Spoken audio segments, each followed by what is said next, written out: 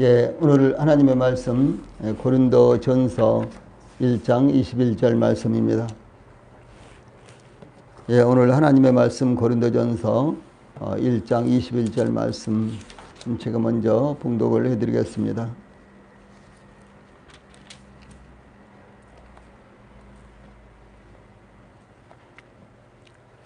하나님의 말씀 고린도전서 1장 21절 말씀. 하나님의 지혜에 있어서는 이 세상이 자기 지혜로 하나님을 알지 못하므로 하나님께서 전도에 미련한 것으로 믿는 자들을 구원하시기를 기뻐하셨도다. 아멘.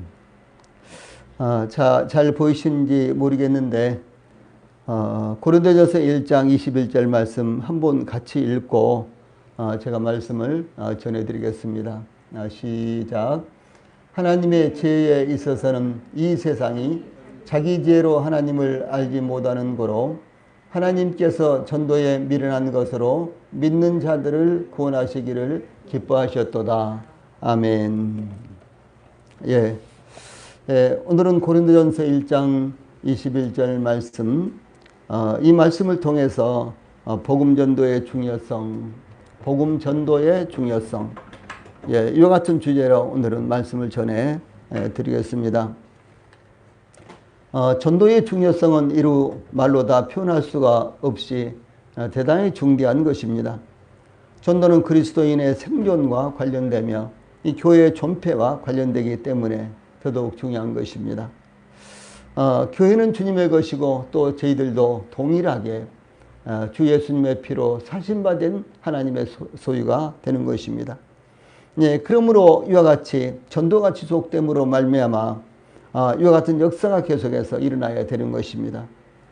또한 전도는 주 예수님의 마지막 명령이시며 모든 그리스도인들의 제일 중요한 사명이라고 할 수가 있습니다. 또한 하나님께서 그 아들을 세상에 보내신 것도 전도하시기 위한 것이었으며 주 예수님께서도 갖은 모욕과 비판과 멸시를 받으면서도 십자가에 못 박혀 죽으시는 순간까지 복음을 증거하셨습니다. 예, 뿐만 아니라 12사도들 중에 사도 요한만이 자연사했다고 전해지고, 물론 사도 요한도 복음을 전하면서 갖은 고난을 다 당했습니다. 요한계시록 같은 경우는 소아시아에 있는 반모라는 이 조그만 섬에 유배가 되어서 그곳에서 아주 부자연스러운 가운데 이렇게 오랫동안 거하면서 요한계시록을 기록했다, 이렇게 증거되고 있죠. 예, 그래서 이 요한만이 자연사했다고 전해지고 있는데요. 다른 사도들은 복음을 증거하다가 장렬하게 순교를 당했습니다.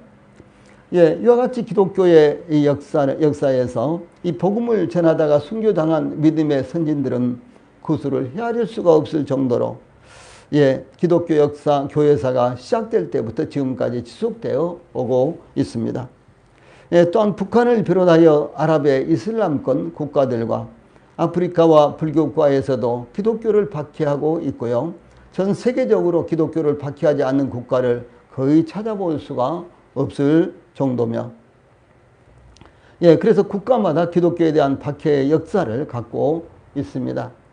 예, 또한 현재 중국은 지난 1년 동안 포크레인을 동원하여 예배당을 철거하고 강제로 철거했죠. 그런가 하면 예배당 종탑에 불을 지르며 또 이 코로나19의 발생기라고 알려져 있는 이 우한에 머물고 있는 한국인 선교사들을 모두 다 추방했고, 또 중국 교회 지도자들을 투옥시켰으며 성경을 불태우고 예배당 안에 CCTV를 설치하기도 했으며, 또한 시진핑의 이 초상화까지 예배당 안에 걸도록 지금 강요하고 있는 것입니다. 그야말로 이 중국은 이 기독교 박해 가운데 모든 부분에서 다 박해를 합니다. 예, 기독교를 박해할 수 있는 이 모든 분야에서 다 박해를 하고 있는 이와 같은 상황 가운데 있습니다. 이뿐만 아니라 코로나19를 빌미로 이 종교 모임을 갖지 못하게 이렇게 하고 있는데요. 예, 그래서 종교 모임을 갖지 못하도록 막는 것은 물론 예배 신앙을 중계하는 것까지도 금지시켰습니다. 오늘 지금 예배 신앙이 중계돼 가지고 온라인으로 예배를 드리고 있잖아요. 그런데 이마저도 중국에서는 금지시키고 있다는 것이죠. 더구나 2019년 11월 중국 국가종교사무국에서 이런 이제 명령을 했어요. 종교단체에 대한 행정조치라는 이와 같은 제목으로요 13호 명령을 발표했는데, 이 명령은 지난 2020년 2월부터 효력을 발휘하기 시작했습니다. 이 명령의 17조에서는 다음과 같이 이렇게 기록하고 있습니다. 종교단체는 중국의 법률과 규제와 규칙뿐 아니라 중국 공산당의 원칙과 이 정책을 종교 인사와 신자들에게 전파해야 하며, 중국 공산당 지도부를 지지하도록 그들을 교육해야 하며, 사회주의 제도를 지속시켜야 하며, 중국적 특색을 지닌 사회주의 노선을 고수하고 따라야 된다. 이렇게 이제 명령이 내려졌습니다. 이건 법입니다. 이렇게 법이 제정됐다라고 하는 것이죠. 이와 같이 세상과 국가는 이 종교 가운데 유독 기독교를 반대하며 더구나 전도하는 것을 이 다양한 방법으로 막고 있는 것이 현실입니다.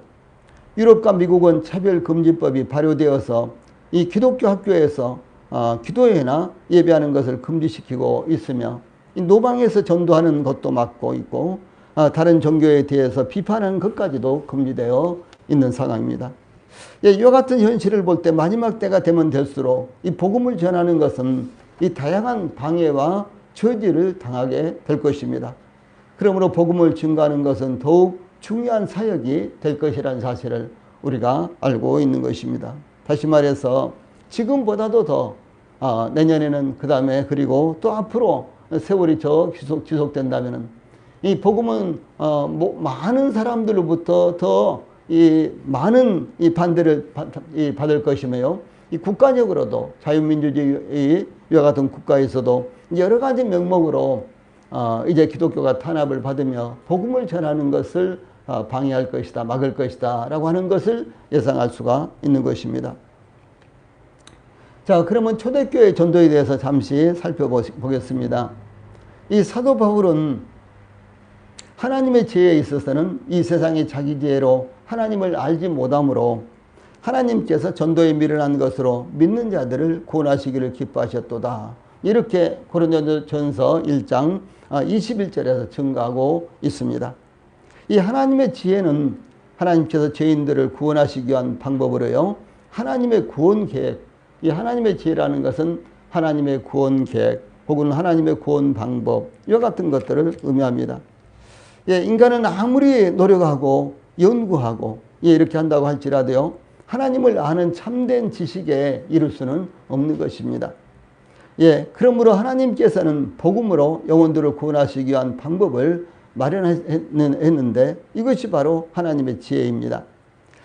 하나님의 구원의 방법인 복음을 증거하는 것을 가리켜서 이 전도라고 하는데 바로 이 전도의 방법을 어떻게 이제 할 것인가, 그것이 바로 하나님의 지혜다라고 하는 사실입니다.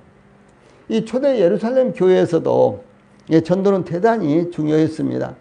주 예수님께서 부활하신 후 승천하시기 직전에 제자들에게 반복해서 복음을 증거할 것을 지시하셨기 때문에 그렇습니다. 마태복음 28장 19절로 20절에 보면은 그러므로 너희는 가서 모든 민족을 제자로 삼아 아버지와 아들과 성령의 이름으로 세례를 베풀고 내가 너희에게 분부한 모든 것을 가르쳐 지키게 하라. 볼지어다 내가 세상 끝날까지 너희와 항상 함께 있으리라 하시니라. 이렇게 말씀을 하셨어요. 주 예수님께서 지상생애를 마치시고 십자가에 못 박혀 죽으셨죠. 그런데 3일 만에 부활하시고 그리고 40일 동안 제자들에게 하나님 나라에 대해서 가르치시고 그 40일 후에 이제 하늘로 승천을 하셨죠. 그런데 이 승천하실 때 마지막 말씀이 그러므로 너희는 가서 모든 민족으로 제자를 삼아라. 이렇게 말씀을 하신 거예요.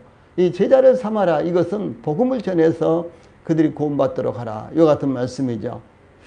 그러므로 주 예수님의 지상명령 그리고 주 예수님의 마지막 이 제자들을 향한 그리고 오늘날 우리 성도들을 향한 명령이 바로 복음전도다라는 사실을 우리 성도들이 잊어서는 안 될 것입니다. 마가복음 16장 15절에서도 또 이르시되 너희는 온 천하에 다니며 만민에게 복음을 전파라. 이렇게 말씀한 것이 기록되어 있습니다. 마태복음 28장 19절에서는 모든 민족을 제자로 삼아라. 모든 족속을 제자로 삼아라. 이렇게 기록되어 있고, 또 마가복음 16장 15절에서는 온 천하에 다니며 만민에게 이렇게 기록하고 있는 것입니다. 그러므로 이 복음을 우리가 전해야 되는데 이 전도의 대상은 모든 사람들이에요. 예, 우리 가족뿐만 아니라 우리 주변에 있는 친지들뿐만 아니라 우리 이웃뿐만 아니라 우리나라 사람들뿐만 아니라 저 땅끝에 있는 모든 사람들까지 복음 전도의 대상이라는 사실을 우리가 항상 마음에 두어야 하는 것입니다. 또 사도행전 1장 8절에서도 오직 성령이 너희에게 임하시면 너희가 권능을 받고 예루살렘과 온 유대와 사마리아와 땅끝까지 이르러 내 증인이 되리라 하시니라. 이렇게 기록하고 있습니다. 여기서도 너희가 권능을 받으면 예루살렘과 온 유대와 사마리아와 땅끝까지. 그러니까 예, 우리가 살고 있는 이 지역 구석구석에서부터 시작해서 예, 이 지역 구석구석에서부터 시작해서 땅끝에 예, 아무도 가보지 못한 이와 같은 지역까지도 복음 전도의 대상이다라고 하는 사실을 말씀하고 있는 것입니다. 특별히 사도행전 1장 8절 마지막 부분에 내 증인이 되리라 하시니라 라고 하셨는데요. 여기 증인이라는 것은 바로 주 예수님의 증인입니다. 근데 이 증인이라는 단어 자체가요, 순교자라는 그런 의미가 담겨져 있습니다. 그러므로 이 복음을 전할 때 순교하는 정신으로 또 내지는 또 순교를 당하더라도 복음을 전하라 라고 하는 이와 같은 말씀입니다. 그러므로 이 복음 전도는 주 예수님의 이와 같은 마지막 저희들에게 주신 말씀으로 볼 때요, 예, 죽기까지 목숨을 바쳐서 우리가 복음을 전해야 된다라는 사실을 말씀하고 있는 것입니다. 자, 그러면 초대 예루살렘 교회의 이 사도들의 이 복음 사역은 어떻게 이루어졌는가, 이런 부분에 대해서 상고를 해보겠습니다. 이 말씀은 특별히 사도행전 6장 1절로 4절 안에서만 상고를 하겠습니다. 예, 사도행전 6장 1절로 4절 말씀에 이렇게 기록되어 있습니다. 그때 제자가 더 많아졌는데 헬라파 유대인들이 자기의 가부들이 매일의 구제에 빠짐으로 히브리파 사람을 원망하니 12사도가 모든 제자를 불러 이르되 우리가 하나님의 말씀을 제쳐놓고 접대를 일삼는 것이 마땅하지 아니하니 형제들아 너희 가운데서 성령과 지혜가 충만하여 칭찬받는 사람 7을 택하라. 우리가 이 일을 그들에게 맡기고 우리는 오로지 기도하는 일과 말씀 사역에 힘쓰리라 하니. 자, 이런 말씀이 나오죠. 교회가 크든 적든 이제 그 사역을 혼자서 뭐 담임 목사나 혹은 목회자 혼자서 감당할 수 있는 것은 아닙니다. 더더구나 이제 교회에 이제 성도들의 수가 많아질 경우는 이제 이와 같은 사역을 혼자서 감당하기는 아예 불가능하죠. 그래서 이제 은사와 직임을 따라서 여러 이제 교회 안에 시스템들을 만들고 이렇게 해서 이제 분담 사역을 하게 되는 것이죠. 그런데 이제 초대 예루살렘 교회는 그렇지 못했어요. 그냥 사도들이 이제 성도들을 돌보는 일에서부터 시작해서 기도하고 말씀을 전하고 이와 같은 일들을 이 사도들이 모두 다 감당을 했다는 것이죠.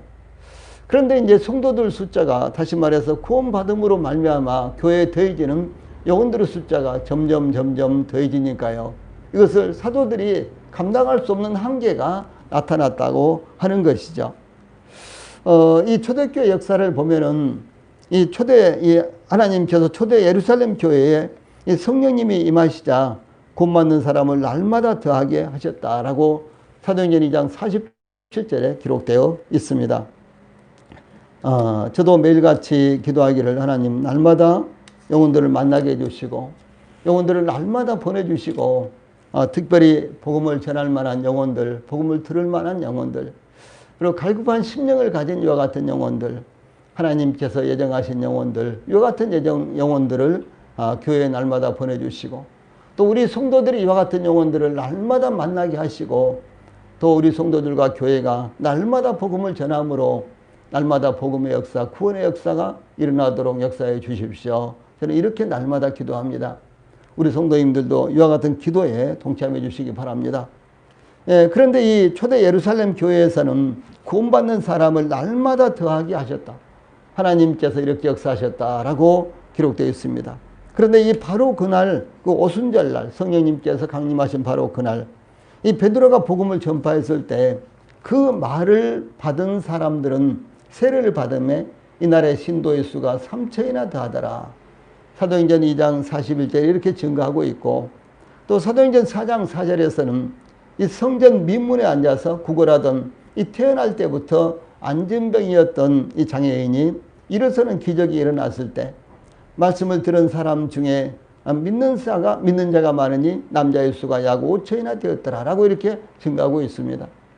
예, 태어날 때부터 안진병이었던 사람, 그리고 이 사람은 항상 성전 미문이라는 곳에 앉아서 구걸을 하고 있었는데요.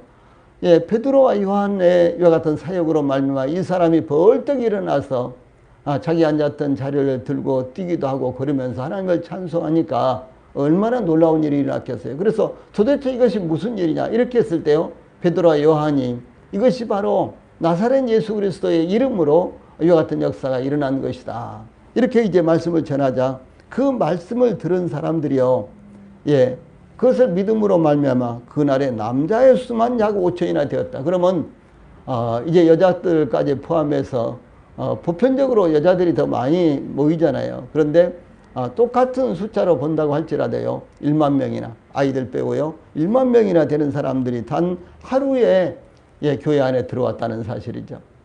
그래서 3천 명이나 더해졌고 5천 명이나 더해졌고 이런 역사가 일어나니까 초대교회에 얼마나 놀라운 여 같은 복음의 역사, 구원의 역사가 일어난 것입니까? 그래서 정상적으로 사도들이 이들을 돕고 또 공개를 하고, 그러니까 필요한 물질들을 가난한 사람들에게 나눠주고 이와 같은 일들, 또 기도하고 이제 말씀을 전하는 것까지 도저히 사도들이 감당하기가 어려워졌다는 것이죠. 예, 그래서 이제 예루살렘 교회에서 성도들을 돌보는 일이 쉽지 않았습니다. 그래서 과부들을 구제하는데 어떤 과부들은 빠뜨려졌어요. 고의로 빠뜨린 것이 아닙니다. 예, 어떤 과부들은 이렇게 빠뜨려졌는데, 특히 헬라파 유대인들, 이들은 이제 디아스포라 유대인으로서 저 헬라 지역에서 살다가 들어온 이와 같은 유대인들을 가리키고요. 또 히브리파 유대인이라는 것은 바로 예루살렘이나 팔레스타인, 지금의 이스라엘 땅에 그대로 살고 있는 이와 같은 유대인들을 가리키죠. 예, 그래서 이제 헬라파 유대인들이 이 히브리파 유대인들을 원망을 합니다. 왜 헬라파 과부들은 이 구제에 빠지느냐, 이렇게 이제 원망을 한 거죠. 예, 그들의 과부들의 구제가 이루어지지 않았기 때문입니다. 그때 사도들은 그들 가운데서 성령과 지혜가 충만하여 칭찬받는 사람 7을 택하여서 집사를 세우게 되었는데, 이 사도들이 구제하는 사역을 집사들에게 맡기기 위한 것이었습니다. 예, 그 대신 사도들은 이렇게 말했죠. 우리는 오로지 기도하는 일과 말씀 사역에 힘쓰리라.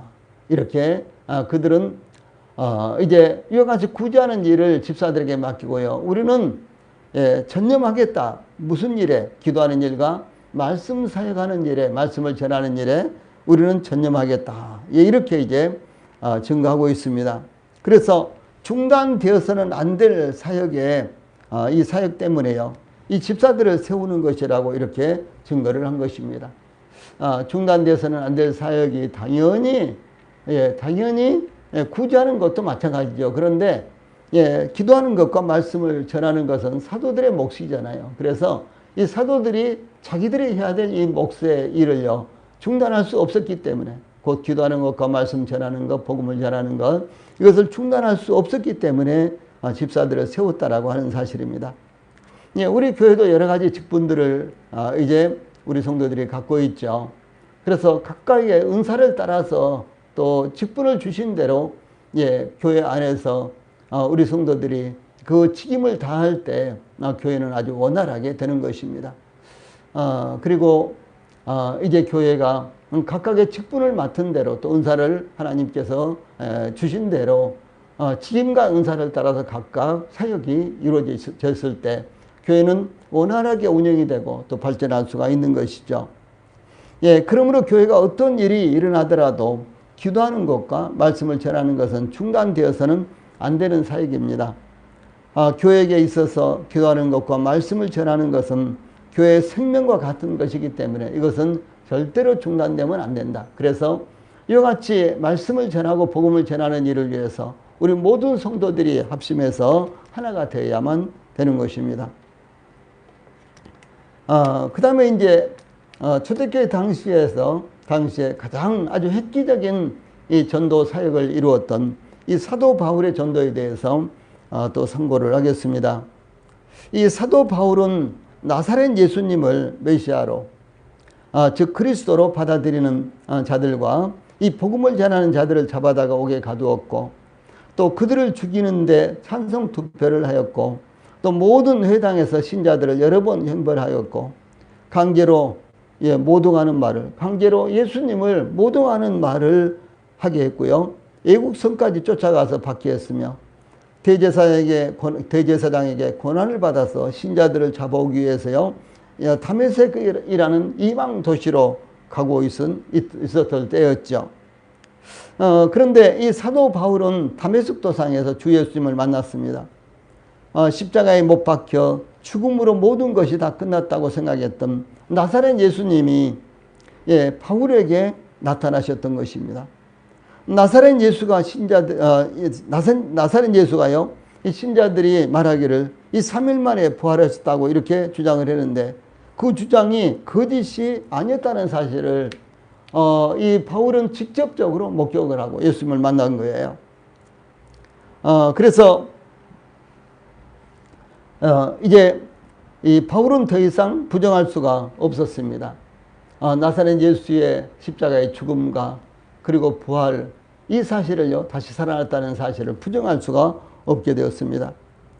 그래서 그의 눈으로 직접 목격했고, 그 나사렛 이 예수님에 대해서요, 나사렛 예수님과 직접 말씀을 나눴기 때문에 더 이상 부정할 수가 없었습니다. 그러므로 사도 바울은 이 자신이 증거한 대로 하나님의 지혜에 있어서는 이 세상이 자기 지혜로 하나님을 알지 못하므로 하나님께서 전도에 미련한 것으로 믿는 자들을 구원하시기를 기뻐하셨도다 라는 말씀대로요, 그는 전도에 그의 생애를 하나님 앞에 드렸던 것입니다. 우리 성도들은 하나님을 믿고 구원을 받고 하나님을 믿음으로 말미암아 우리 성도들의 생애를 어디에다가 허비하고 있습니까? 우리 성도들을 어디에다가 허비를 하면 가장 적절하겠어요? 그것은 하나님께서 우리 성도들에게 주신 은사, 그리고 하나님께서 우리 성도들에게 주신 직임을 따라서 우리 성도들이 자신의 생애를 이제 보낼 때 그것이 가장 가치 있는 삶이 되고요, 그것이 가장 가치 있는 이 보람 있는 삶이 된다는 사실을 잊지 않기를 바랍니다. 그래서 이제 사도 바울이 여기 말한 대로요, 이 세상이 자기 지혜로 하나님을 알지 못하므로 하나님께서 전도에 미련한 것으로 믿는 자들을 구원하시기를 기뻐하셨도다, 이렇게 증가하고 있죠. 이와 같이 사도 바울은 자신이 증거한 대로 전도에 미련한 것으로 복음을 증거를 했습니다. 많은 사람들이 전도는 참 미련한 것이요, 그들이 전하는 메시지는 도대체 주장하는 것은 허구한 거죠, 허망한 것이죠, 뭐 등등 이렇게 말했지만, 그러나 사도 바울은 이 전도에 미련하다고 하는 이와 같은 방법으로요 복음을 전했습니다. 이 사도 바울은 그리스도께서 이방인들을 순종케 하기 위하여 나로 말미암아 말과 일이며 이 표적과 기사의 능력이며 성령의 능력으로 역사하신 것 외에는 내가 감히 말하지 않노라. 이 일로 인하여 내가 예루살렘으로부터 두루 행하여 일루리곤까지 그리스도의 복음을 편만하게 전하였노라 라고 로마서 15장 18절 19절에서 증가하고 있습니다. 여기 일루리곤이라는 곳은 이 마게도냐의 북쪽 지역인데, 그러므로 예루살렘으로부터 시작해서 복음을 편만하게, 그 당시 세계에 복음을 편만하게 증거했다라고 하는 고백입니다. 그 외에도 로마까지 또한 그 당시 알려진 땅 끝, 즉 스페인까지 복음을 전파했다는 내용도 로마서에 나타나고 있습니다. 그런 계획이 로마서에 나타나고 있습니다. 그러므로 사도 바울은 이 제3차 전도여행을 마치고 예루살렘으로 귀환하면서 에베소 교회 장로들에게 다음과 같이 고백하고 또 증거하고 있습니다. 자, 이 말씀을 보면은 사도 바울이 복음을 전하기 위해서 얼마나 애를 쓰고 얼마나 헌신적이었는가, 얼마나 이 복음을 전하기 위해서 여러 가지 수도 없이 많은 고난을 겪으면서도 이 복음을 전하기 위해서 집중하고 있었는가, 이런 부분에 대해서 여기 증거하고 있습니다. 자, 우리 성도들 읽을 수 있으면은 같이 읽어봅시다. 사도행전 20장 18절부터 24절 말씀까지입니다. 오매 저희에게, 그러니까 에베소 장로들을, 에베소 교회 장로들을 초청했는데 그들이 오매, 그런 말씀입니다. 저희에게 말하되 아시아에 들어온 첫날부터 지금까지 내가 항상 너희 가운데서 어떻게 행한 것을 너희도 아는 바니 그 모든 겸손과 눈물이며 유대인의 관계를 인하여 당한 시험을 참고 주를 섬긴 것과 유익한 것은 무엇이든지 공중 앞에서나 각 집에서나 꺼림이 없이 너희에게 전하여 가르치고 유대인과 헬라인들에게 하나님께 대한 회개와 우리 주 예수 그리스도께 대한 믿음을 증가한 것이라. 보라, 이제 나는 심령의 매임을 받아 예루살렘으로 가는데 저기서 무슨 일을 만날는지 알지 못하노라. 오직 성령이 각 성에서 내게 증거하여 결박과 환난이 나를 기다린다 하시나 나의 달려갈 길과 주 예수께 받은 사명 곧 하나님의 은혜의 복음 증거하는 일을 마치려 하면은 나의 생명을 조금 더 귀한 것으로 여기지 아니하노라. 예, 이렇게 증거하고 있습니다. 예, 이 말씀은 사도 바울이 주 예수를 만난 이후에 이제 복음을 전하기를 예루살렘으로부터 시작해서 이제 이 말씀을 증거할 때는 소위 고린도까지 이제 유럽의 그 관문인 빌립보서와 이 고린도까지 복음을 전하고 귀환할 때 이와 같은 말씀을 한 것입니다. 이후에 이제 사도 바울은 사도행전 28장까지 보면은 로마의 복음을 전하기 위해서 제수의 몸이 돼서 이제 로마에 호송되어 갖고 이 로마에서 이제 이 로마 황제의 배려로 이제 재판을 기다리는 2년 동안 자기의 소위 셋집 하숙집에서 2년 동안 각양각계의 이제 로마에 살고 있는 유대인들을 초청해서 복음을 전했고, 또 뿐만 아니라 빌립보서 1장에 보면 이 가이사 로마의 황제의 집안의 이 가족들, 시위대와 가족들에게 이 복음을 전한 것과 같은 내용이 나타나고 있습니다. 그러므로 이 사도 바울이 복음을 전할 때는 때와 상관없이, 이 대상과 상관없이, 예, 어떤 경우에든지 사도 바울은 이 복음을 전했다라고 하는 사실을 알 수가 있는 것입니다. 여기 이제 본문 고린도전서 1장 21절 말씀, 여기에 이 전도에 미련한 것, 이런 말씀이 나오죠. 이 전도에 미련한 것이라는 말씀은 이 어리석은 전도라는 뜻이 아닙니다. 예, 전도가 어리석다 그런 말 아니에요. 이 세상 사람들이 어리석다고 조롱하며 말도 안 된다고 주장하지만 이 십자가를 전하는 것만이 죄로 말미암아 심판 아래에 있는 사람들이 구원받을 수 있는 것입니다. 그러므로 사도 바울은 유대인은 표적을 구하고 헬라인은 지혜를 찾으나 우리는 십자가에 못 박힌 그리스도를 전하니, 예, 유대인에게는 거리끼는 것이요 이반에게는 미련한 것이로되 오직 부르심을 입은 자들에게는 유대인이나 헬라인이나 그리스도는 하나님의 능력이요 하나님의 지혜니라 라고 이렇게 증거하고 있습니다. 혹이 복음을 계속해서 전하면 왜 항상 그런 이야기만 하느냐, 좀 다른 말도 하지, 이런 말도 듣죠. 우리 성도들이 복음을 열심히 전하는 우리 성도들은 가끔 이런 말도 들을 것입니다. 왜 항상 십자가만 이야기하느냐, 왜 그 말만 또 하고 하느냐, 왜 기초적인 그런 이야기만 계속해서 하느냐, 이런 말을 듣는다는 거죠. 그런데 바로 그 기초적인 거, 십자가의 복음을 아직 깨닫지 못한 사람들에게는 다른 걸 전할 수가 없는 거예요. 그래서 유대인들은 표적을 구하고 헬라인들은 지혜를 구하나 사도 바울은 어떻게 했다고요? 오직 십자가에 못 박힌 그리스도만을 전했다라고 하는 사실입니다. 그러므로 혹시 우리 성도들이 복음을 전하다가 주변에 어떤 분들에게 왜 그런 말 또 하고 하느냐 이렇게 하더라도 그런 말에 대해서 현혹되지 마십시오. 흔들리지 마십시오. 사도 바울은 유대인들은 기적을 찾고요. 헬라인들은 지혜를 찾지만은 그러나 사도 바울은 오직 십자가에 못 박힌 그리스도만을 전했다라고 하는 사실을 우리가 이제 또 본받아야 되는 이와 같은 중요한 부분이 되는 것입니다. 이와 같이 십자가의 복음을 증거하는 것은 이 세상 사람들에게는 어리석게 생각되는 것입니다. 그래서 듣기 싫어하는 거예요. 예, 오늘날 대형교회 보면은 예, 정말 이 십자가의 복음을 전하는 데가 거의 없습니다.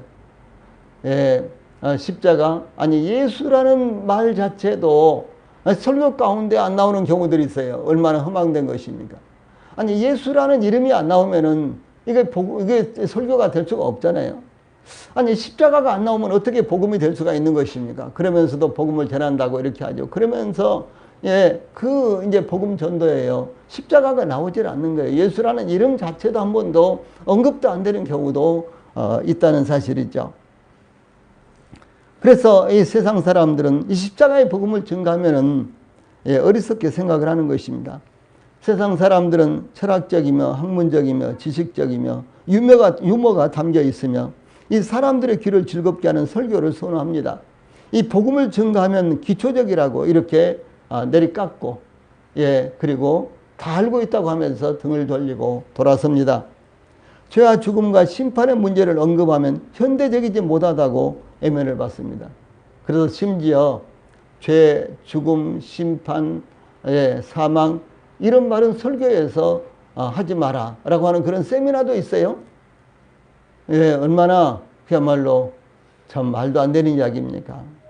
얼마나 있을 수 없는 이와 같은 일이요. 현실적으로 예, 그런 것을 언급하지 않는 이와 같은 설교를 가르치고 있다는 거죠. 그냥 잘 될 겁니다. 축복받으세요. 하나님께서 여러분들을 축복하십니다. 그래서 이 축복 설교를 사람들이 제일 좋아하고 예, 그 다음에 이제 헌신하는 설교를 좋아하고 마지막으로 제일 싫어하는 설교가 복음을 전해라 라고 하는 설교를 합니다. 복음을 전하라 라고 하는 이와 같은 설교를 제일 싫어한답니다. 사실상 우리는 그 반대해야 되는 것이죠. 예, 그것이 바로 저희들에게 양식이 되고 예, 그것이 저희들을요 참 하나님께서 놀랍게 복을 주시고 은혜로 함께 해주실 수 있는 길이 되는 것입니다. 그래서 복음을 증거하면 기초라고 하면서요 이와 같이 죄나 죽음이나 사망이나 심판이나 이런 단어를 아예 예, 사용하는 것을 싫어하는 이와 같은 사람들이 있다는 것이죠. 예, 그러나 사도 베드로와 바울의 경우를 보면요 오직 십자가의 복음을 전했습니다. 예, 믿음의 선진들도 십자가의 복음만 증거했습니다. 이 사도 베드로는 사도행전 2장 36절에서요 그런즉 이스라엘 온 집이 정령할지니 너희가 십자가에 못 박은 이 예수를 하나님이 주와 그리스도가 되게 하셨느니라 이렇게 증거했어요. 아니 너희가 십자가에 못 박은 그 예수를 하나님이 주와 그리스도가 되게 했다. 그러면 유대인들이 가장 싫어하는 설교예요. 예, 유대인들이 예수님을 십자가에 못 박혀 죽었잖아요. 죽였잖아요. 그러므로 유대인들이 가장 싫어하는 이와 같은 말씀인데 그런데 사도 베드로는 담대하게 유대인들을 향해서 너희가 십자가에 못 박아 죽인 그 예수를 하나님은 주와 그리스도가 되게 했다. 이렇게 전한 것입니다. 이 사도들 모두가 다 그 예루살렘 산헤드린 공회에서 오늘날로 말하면 국회의회죠. 그 사도행전 4장 10절에 보면 너희와 모든 이스라엘 백성들은 알라. 너희가 십자가에 못 박고 하나님이 죽은 자 가운데서 살리신 나사렛 예수 그리스도의 이름으로 이 사람이 건강하게 되어 너희 앞에 섰느니라. 이렇게 외쳤습니다. 예, 이것은 유대인들이 가장 싫어하는 말이라는 거죠. 너희가 십자가에 못 박고 예, 그런데 하나님께서 죽은 자 가운데서 다시 살리셨다. 그런데 이 사람으로 말미암아 바로 이런 놀라운 안전병이가 일어서는 역사가 일어났다라고 하는 것을 사도들은 이제 한결같이 외친 것입니다. 예, 사도 바울은 여기 고린도전서 1장 21절 마지막 부분에서요. 하나님께서 전도에 미련한 것으로 믿는 자들을 구원하시기를 기뻐하셨더라. 예, 이렇게 증거했습니다. 즉 전도에 미련한 것으로 영혼들을 이 구원하는 것을 예, 하나님께서 기뻐하시는 것이요. 죄인들이 구원받을 수 있는 유일한 길이다라고 사도 바울은 선포를 한 것입니다. 자, 마지막으로 이번에는 이 복음 전도의 중요성에 대해서요. 전도의 절대 필요성은 어디에 있는가? 이런 부분에 대해서 상고를 하겠습니다. 첫째로 전도의 절대 필요성 가운데요. 첫째로 전도만이 영혼들을 구원할 수 있는 유일한 길이기 때문에 전도의 절대 필요성이 있다라고 하는 사실이죠. 이 세상이 자기 지혜로 하나님을 알지 못하므로 고린도전서 1장 21절 말씀이었죠. 이 전도의 필연성, 전도의 불가피성, 이것은 이 세상이 자기 지혜로 하나님을 알지 못한다. 이것은 전도의 필연성과 전도의 불가피성을 말하는 것입니다. 세상의 지혜는 얼마나 발전했습니까? 인터넷 시대에서 스마트폰 시대로 넘어왔습니다. 물론 스마트폰 시대도 인터넷 시대죠. 그런데 차원이 많이 달라졌죠. 인터넷 시대에서 스마트폰 시대로 넘어왔습니다. 이 아날로그 시대에서 디지털 시대로 순식간에 바뀌더니 지금은 이 5G 시대가 되었습니다. 그리고 사물 인터넷에서요, 이 인공지능 시대가 성큼 다가왔습니다. 화상 예배, 온라인 예배, 줌, 화상회의 등 이루다 말로 표현할 수 없는 과학 만능 시대가 성큼 다가왔습니다. 우리가 지금 그 가운데서 살고 있는 것입니다. 이와 같이 초고속으로 변화되는 시대에서 우리는 뒤쫓아가지도 못해서 헐떡거릴 정도입니다. 공상 만화 영화에서나 나올 법한 이와 같은 일들이 일상생활에서 활용되고 있습니다. 기계가 사람을 대신하고 사람의 자리를 차지하고 있는 것, 이것이 바로 이 사물 인터넷이나 인공지능입니다. 인간의 지능이 이와 같이 발달하고 있지만 영혼을 구원하는 일은 인간의 힘으로는 불가능하지요.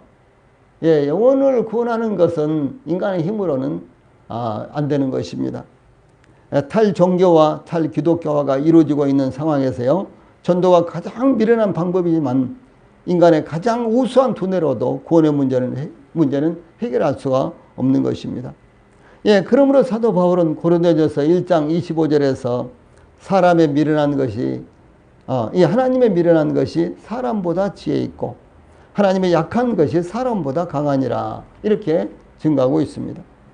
이와 같이 가장 미련한 방법일지라도 사람의 지혜와 능력으로는 영혼들을 구원하는 것은 불가능하기 때문에 전도는 이 죄인들에게 복음을 증거하며 영혼을 구원하는 유일한 방법이기 때문에 전도를 해야 된다라고 하는 사실입니다.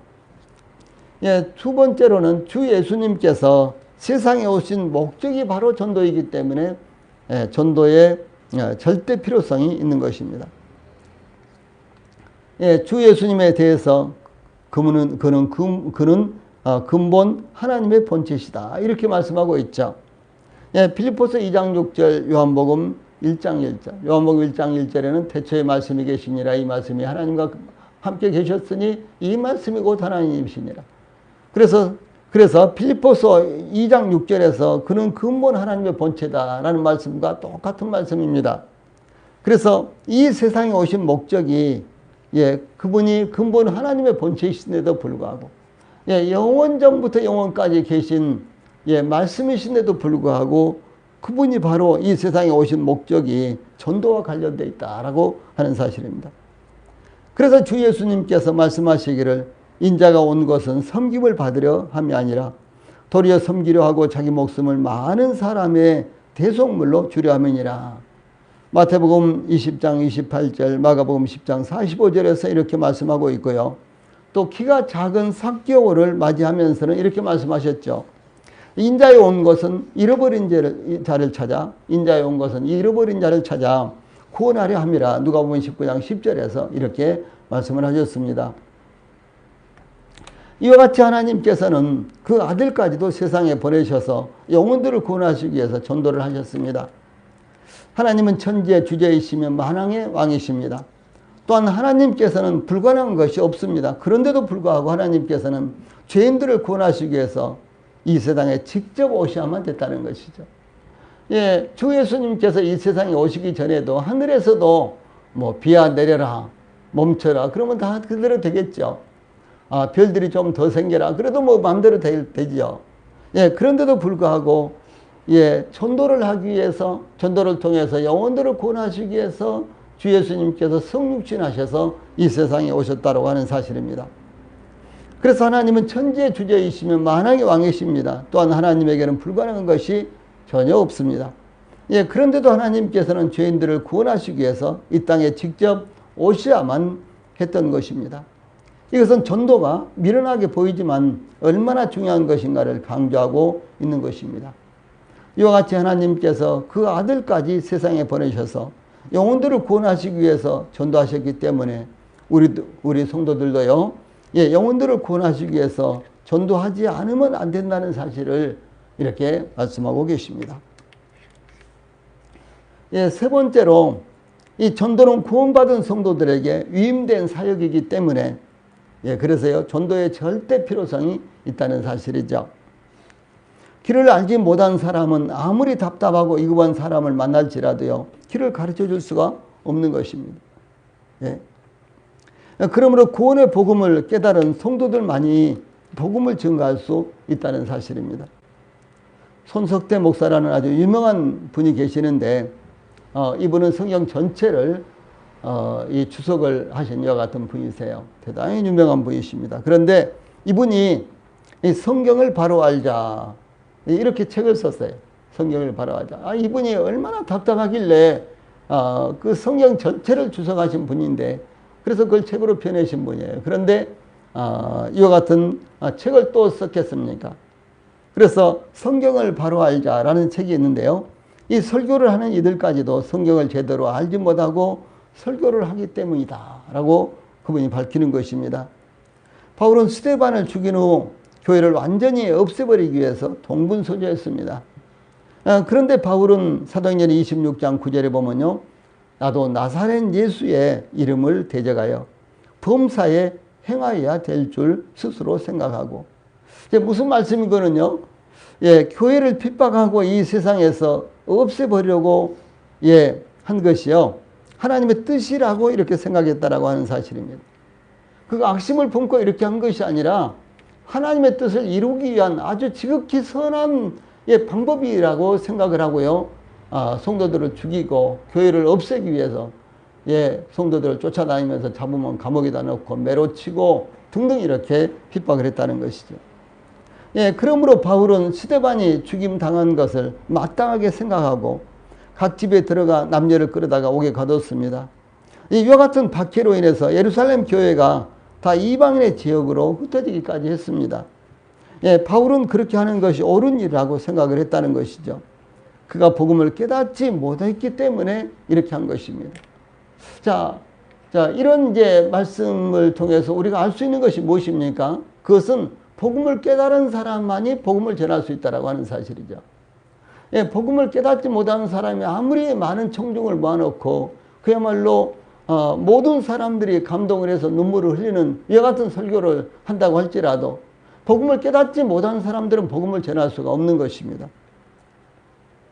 생명이 없는 씨앗은요, 아무리 많이 심어도 날 수가 없습니다. 예를 들어서 콩을 한 가만이나 삶아가지고 밭에다가 심어보세요. 하나도 날 수가 없습니다.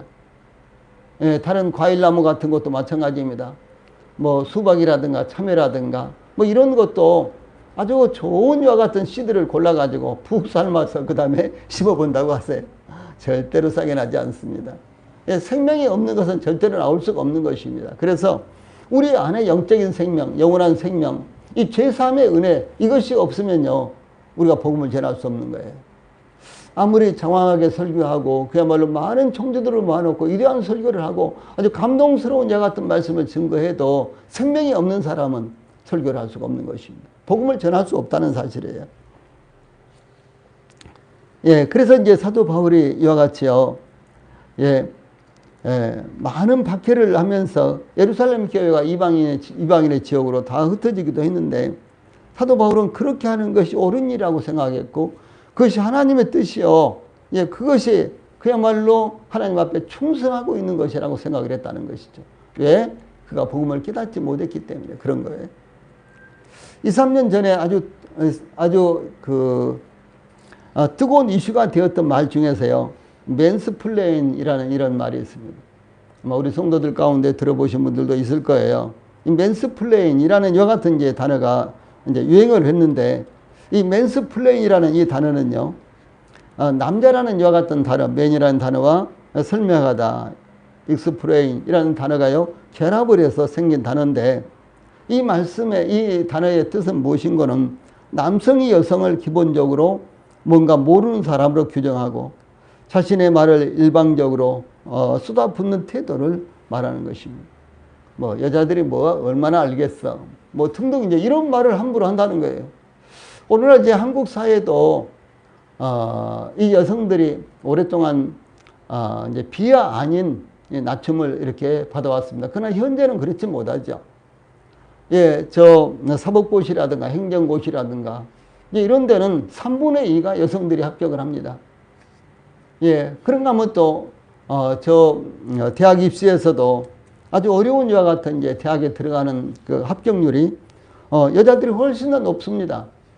또 뿐만 아니라 뭐 육사라든가 공사라든가 회사에도 예, 졸업생들은 여성들이 아주 적은 수를 이제 여성 그 합격자를 이제 배출하고 있죠. 이 합격자 가운데 여성들이 차지하는 비율은 아주 적은데, 이 졸업생들 가운데는요, 수석은 전부 다 여자들이 차지하는 거예요. 예, 이것은 단연 우리나라뿐만 아니라 세계적입니다. 그런데 우리나라는 저 외국에 비해서는 좀 더 뒤에 가고 있는 것이죠. 예를 들어서 미국이라든가 영국이라든가 이런 나라들은 보수적인데, 예, 그런데도 불구하고 이제 우리나라보다도 더 여성들의 권리가 신장되어 있고 여성들의 사회 준출이 훨씬 더 앞서 있습니다. 그런데 핀란드 같은 나라, 스웨덴 같은 나라, 그리고 뉴질랜드 같은 나라는요, 아니 장관들 가운데 남자들을 찾아보기가 어려운 거예요. 총리에서부터 시작해서 대부분 다 여성들이라는 거죠. 그런데 일반 사회에서는 또 그렇지 않다는 거죠. 일반 사회에서, 가정이라든가 일반 사회에서는요, 여성들이 이렇게 비하를 받고 있습니다. 그래서 이 맨스플레인 이 단어는요, 뭐 여자들이 뭘 알겠어, 그렇게 낮춰보는 이와 같은 말이에요. 근데 이제 이 솔릿이라는 한 작가가 있는데요, 당연히 이제 여성입니다. 그런데 이 작가가 어떤 파티에서 우연히 아는 체 않은 사람을 만났는데, 그 사람은 이 솔릿이 작가라는 것을 소개받고 나서 자기가 알고 있는 책을 막 연거푸 이야기하면서 그 책은 이렇고 이렇고 막 평가를 하면서 이렇게 이야기를 하는 거예요. 근데 이제 그 친구가 한참 이제 계속해서 이제 쉴 사이 없이 그렇게 하니까요, 그 솔릿이라는 사람의 친구가, 솔릿이라는 작가의 친구가 그 사람에게 그 책이 바로 이분이 쓴 책입니다, 이렇게 이제 말하자, 그 사람이요, 말을 한참 하다가 얼굴이 빨개져 가지고 할 말을 잃었다라고 하는 그런 내용이 담겨져 있습니다. 그래서 오늘날 복음을 깨닫지도 못한 이들이 복음을 전한다고 대형교회에서, 방송에서, 또 수많은 책에서 열변을 토하고 있습니다. 그러나 복음은 깨달은 사람만이 전할 수 있다라고 하는 사실입니다. 자, 네 번째로 이제 마지막인데, 기독교의 복음 외에 다른 길이 없기 때문에 전도를 해야 되는 것입니다. 어떤 종교는 윤회설을 주장하기도 하고, 또 어떤 종교는 내일 일도 모르는데 죽은 후에 있는 일을 어떻게 알 수 있겠느냐, 이렇게 하면서도 그들의 주장을 전하고 있습니다. 예. 무슬림 교도들은 성전, 지하드죠. 예. 성전에 참여하여 순교한 사람은 6가지 상을 받는다고 가르치는데요. 첫째는 순교자는 피를 흘리자마자 죄사함을 받고, 둘째로는 지옥의 징계를 면제받고 천국에 거하게 될 것이며, 셋째는 더 큰 테러에서 보호를 받고, 넷째는 세상과 그에 속한 모든 것을 합한 것보다도 더 좋은 홍옥, 이 루비, 빨간 이와 같은 보석으로 만든 왕관이죠. 루비 왕관을 머리에 쓸 것이며, 다섯 번째로는요, 72명의 처녀들과 결혼하게 될 것이며, 여섯째로는 친척들 70명의 중보자 자격을 갖게 될 것이다, 이렇게 가르칩니다. 그러니까 이 젊은이들까지도요, 폭탄을 몸에 두르고 이제 자살 테러를 이렇게 일으킨다는 것이죠. 그래서 이 젊은이들이 자살 폭탄тер에 뛰어드는 것입니다. 이와 같이 잘못 알고 있는 종교적인 지식 때문에 스스로 함정에 빠지는 경우도 있는데 기독교 안에도 이와 같은 일들이 얼마나 많습니까? 이단들은 뭐 그냥 제쳐두고요.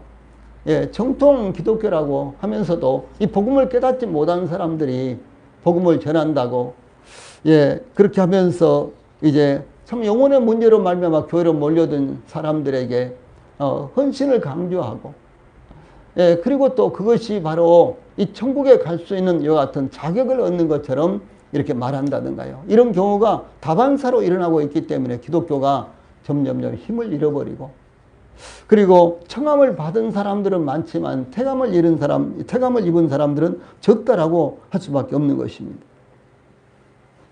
그래서 기독교의 복음만이 구원을 얻으며 생명을 얻을 수 있기 때문에 바로 그 복음을 깨달은 저희들이 복음을 전하지 않으면 안 된다라고 하는 사실입니다. 주 예수님께서는 친히 내가 곧 길이요 진리요 생명이니 나로 말미암지 않고는 아버지께로 올 자가 없느니라, 이렇게 말씀을 하셨습니다.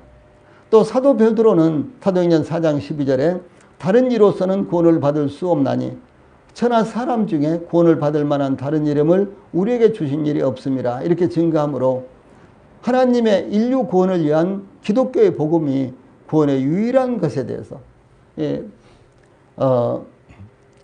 이 하나님의 인류 구원을 위한 기독교의 복음만이 구원의 유일한 이와 같은 것이라는 사실을 증거했습니다.